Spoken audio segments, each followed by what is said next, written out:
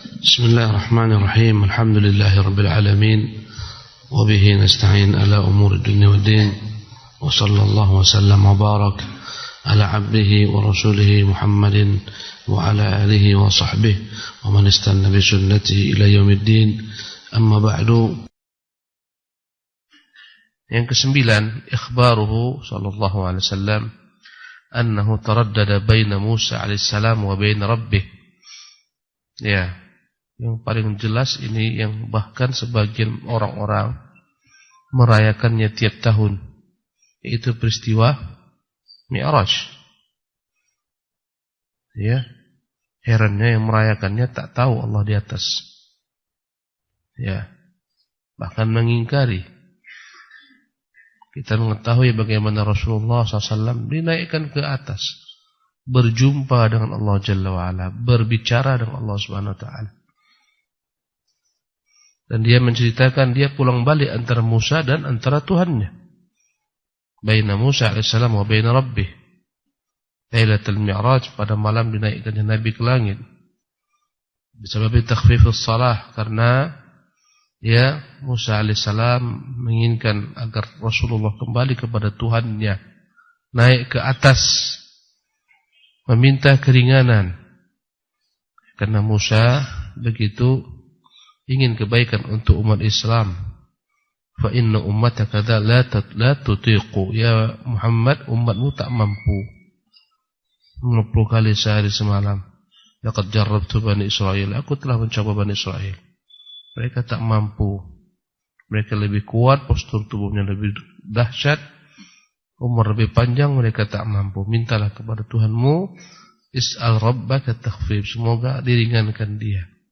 Naik Rasulullah kembali berjumpa Allah berkali, hingga dari 50 menjadi 5. Dan hadis tentang Mi'raj Nabi dalam Sahih Bukhari Muslim. Entah kemana logika sehat orang-orang ahlul kalam yang menafikan Allah di atas. Kalau Allah tidak di atas, Nabi itu ke atas jumpai siapa? Allahu Akbar. Inilah logika yang berlebihan mendahulukan wahyu, akhirnya menjadi tumpul. Ya, logika ahlul kalam. Jangan katakan Allah di atas. Siapa yang ditemui Nabi di atas? Kalau bukan Allah di atas. Apa keistimewaan Mi'raj Nabi ke langit sana? Kalau bukan berjumpa Allah, mengambil perintah salat, apa keistimewaannya? Andai kata Allah di mana-mana, itu apa naik ke atas? Ya, walakin qaumun la yaqilun. Ya, walakinnahum qaumun la yaqilun. Karena mendahului akal, mendahulukan akal daripada wahyu, akhirnya hilanglah fungsi akal sehat. Allahu Akbar. Yang ke-10, ikhbaruhu ta'ala an Fir'auna. Allah menceritakan tentang Fir'aun, annahu rama as-su'uda ila as-sama'. Fir'aun itu diceritakan Allah ingin naik ke langit. Liyattali'a ila ilahi Musa. Kabarnya dia mau melihat mana Tuhan Musa. Yang dikatakan Musa di langit itu mana Tuhanmu, mau kulihat. Ya. Fa yukadzibuhu. Ini adalah merupakan bentuk pelecehan. Fir'aun mendustakan Musa. Fima akhbarahu, dengan apa yang diberitakan Musa, annahu subhanahu fawqas samawat. Musa memberitakan Allah di atas langit. Maka datanglah Fir'aun berkata kepada Haman, ya Haman, inilah dia. Ya, ayatnya, wa qala Fir'aunu, berkatalah Fir'aun, ya Haman, wahai Haman. Haman adalah menteri Fir'aun, pembisik yang terdepan, ya, yang banyak membisikkan ke telinga Fir'aun kejelekan. Ya, banyak penguasa pembisiknya jelek. Yang paling jelek adalah Haman, pembisik Fir'aun. Sudah hampir Fir'aun mau beriman dengan Musa, Haman yang membisiki. Hai Fir'aun, relakah engkau turun pangkat dari Tuhan menjadi hamba? Tetaplah jadi Tuhan. Inilah Haman. Ya, berkata Fir'aun kepada Haman, ya Haman, ibniri sarhan, buatkan untukku tiang tinggi-tinggi. La'alli, ya, buat untukku mercusuar yang tinggi sampai ke langit. La'alli ablughul asbab, aku ingin sampai ke langit. Asbabas samawat, ya, sampai ke langit. Fa'attali'a ila ilahi Musa, aku mau lihat mana Tuhan Musa yang dikatakan. Wa inni la'adhunnuhu kadhiba, aku sungguh yakin Musa itu berdusta mengatakan ada Tuhan di langit. Wa kadzalika zuyyina li fir'auna su'u amalihi, demikianlah dihiasi bagi Fir'aun kejelekan amalnya itu indah. Wa sudda 'anis sabil, menghalangi orang dari jalan Allah dianggapnya indah. Wa ma kaidu fir'auna illa fi tabab, tidaklah tipu daya Fir'aun kecuali dalam kehinaan, kekalahan. Berkata Syekh Abdul Razak, ai inni la'adhunnu Musa kadziban.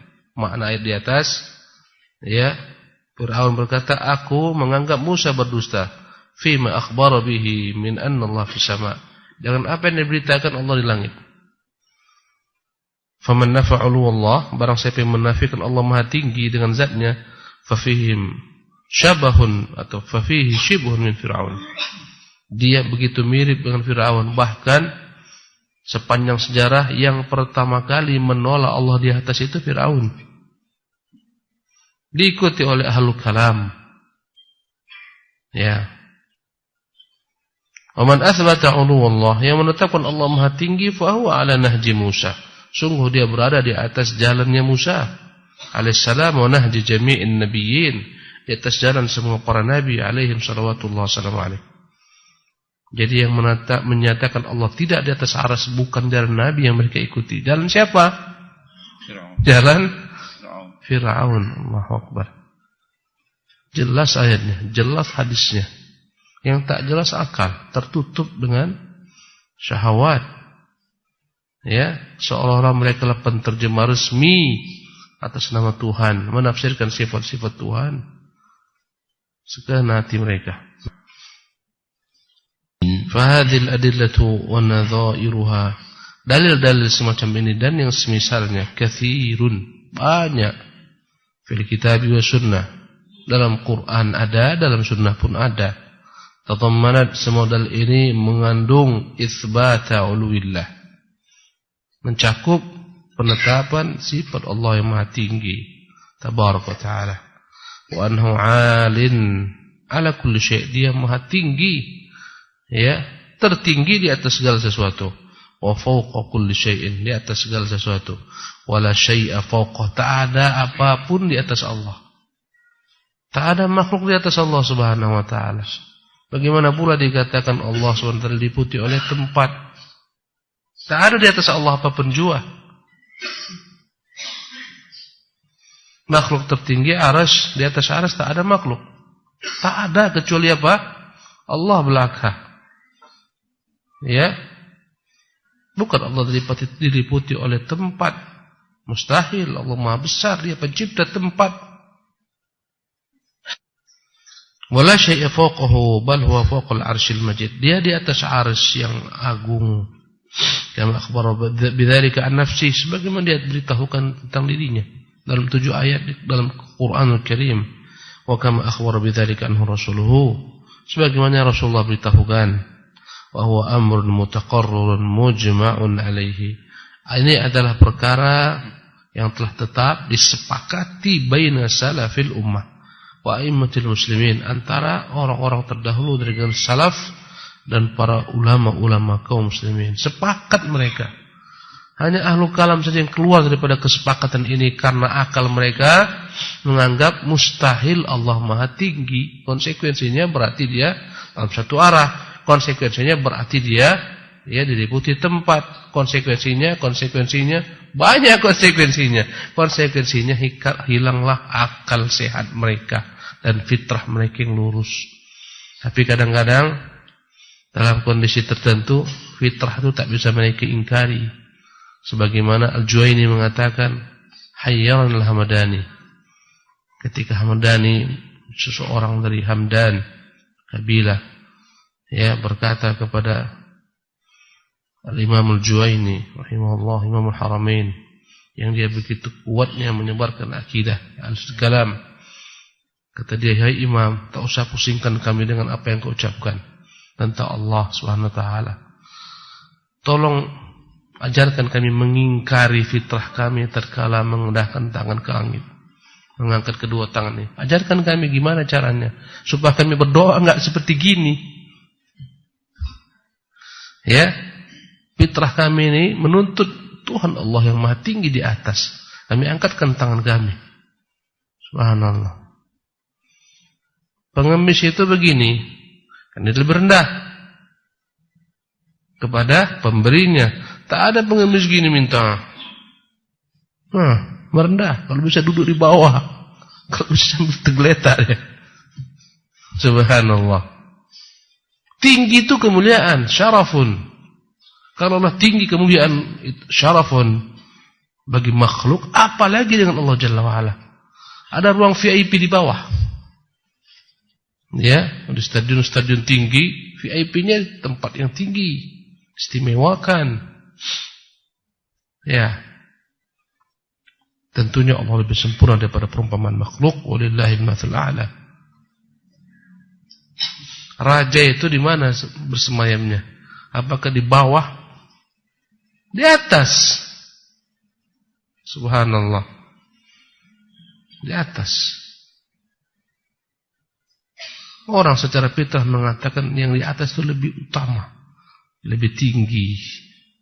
Itu dalam makhluk. Bagaimana dengan Allah Jalla wa'ala subhanahu wa ta'ala. Qala Abu Nasr As-Sijzi rahimahullah.